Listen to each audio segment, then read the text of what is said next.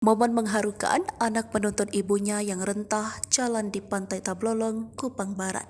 Sebuah video yang memperlihatkan momen mengharukan di Pantai Tablolong, Kupang Barat, Kabupaten Kupang.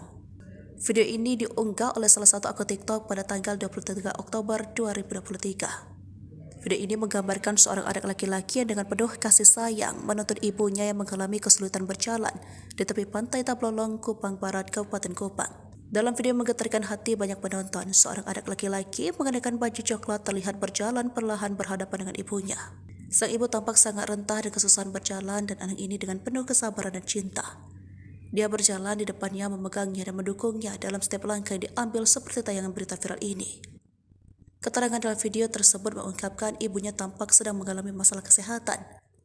Hal ini yang membuat ibunya sangat kesulitan untuk berjalan.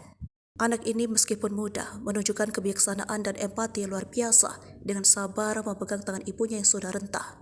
Bahkan dalam video tersebut terlihat dia membantu ibunya melangkah maju. Peristiwa ini menyentuh hati banyak orang dan reaksi banyak netizen merasa terharu.